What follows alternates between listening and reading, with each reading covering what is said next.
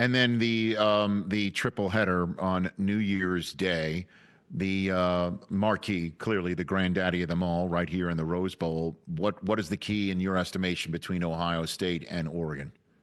I really think it comes back to what happens in the trenches of this game. Can Oregon's defensive line, which leads the Big Ten in sacks, really get after Will Howard like Michigan did, quite honestly? I think Michigan's going to be, I think Ohio State's going to be more aggressive in the pass game than certainly they were, when they played the Wolverines. But I think that's a challenge for them because their offensive line is the weakest link of a really strong team across the board in Columbus. The flip side of this is going to be, Ohio State's defensive line, which is good. I mean, they have a lot of really good players, two a really experienced defensive ends. They only managed two tackles for loss in the whole game when they lost at Autzen at midseason.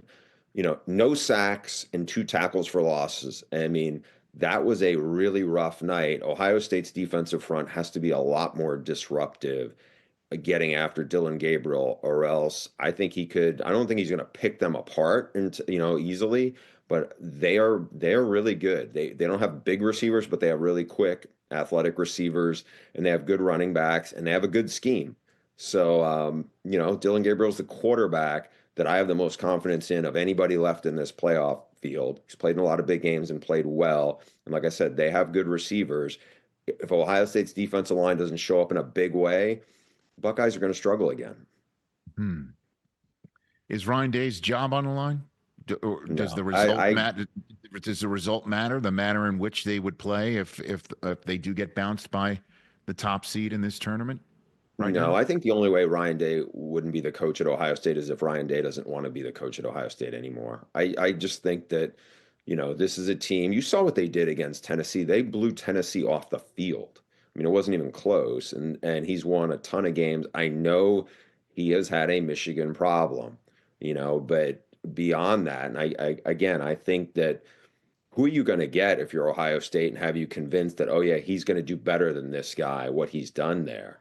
I mean, it wouldn't at all surprise me if they ended up beating Oregon by 2 touchdowns, and it wouldn't surprise me if they won a national title. I mean, I think that he has done a really good job there, and I think if you look at the big picture of that, it's I think it's easier to see through that than it is to all the noise that's come out of that last game that he had against Michigan.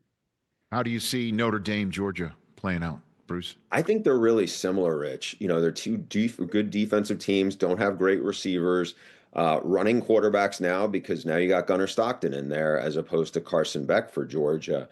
I think what's going to be interesting in this matchup is can Notre Dame exploit some of the same things that Georgia Tech did late in the year when they almost beat them in like that 8 overtime game at the end of the regular season?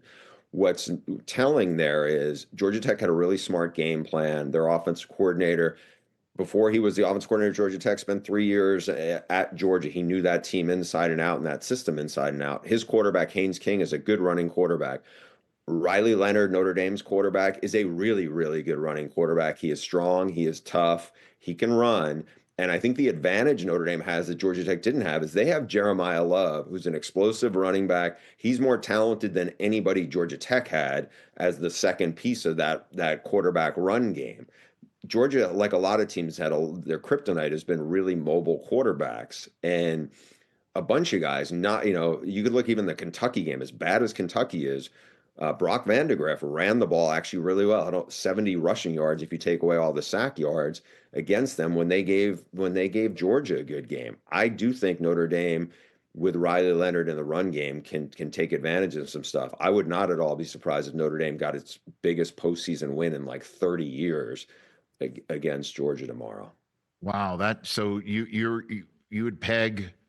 I mean, Texas beating. I guess Arizona State beating Texas would be the upset. You're saying give me the best chance for an upset here. What's the upset? I don't think Notre Dame beating Georgia technically, by a point spread, it's close. But, right. The upset games are, tonight potentially, and certainly Arizona State, if they can knock. I mean, those are double-digit point spreads. I don't think anybody who looks at Georgia, Notre Dame beating Georgia is like a big upset. I don't think you're paying attention to Georgia. Georgia doesn't have Brock Bowers or Ladd McConkey anymore. They do not have a lot of weapons for a first-time quarterback to play against a good defense. ASU will be interesting. I did a big story on Cam Skattebo. He is one of the more remarkable stories going in college football. I mean, this was a team picked to finish last in the Big 12 in the preseason, and now they got a puncher's chance. I don't know how they're going to slow down Texas. I mean, if you look at the teams who have given the Longhorns problems, it's been Georgia and teams that have, elite front players. Arizona State doesn't have that. I'm sure they'll be really aggressive. I don't know if they can get to Ewers and really disrupt him enough to force him into the mistakes. And I'm sure Texas is going to try to gang tackle and do everything they can to slow down Cam Skattebo. But look, nobody thought Arizona State would have gotten this far. They're playing with a ton of confidence. You hear what both Skattebo and his quarterback have said in the run up to this game. I mean, they've been doubted a lot most of their lives, and they've proven people wrong every step of the way. Maybe this is the next step of that. Catch the Rich Eisen Show every single day on the Roku Channel, 12 to 3 Eastern, for free.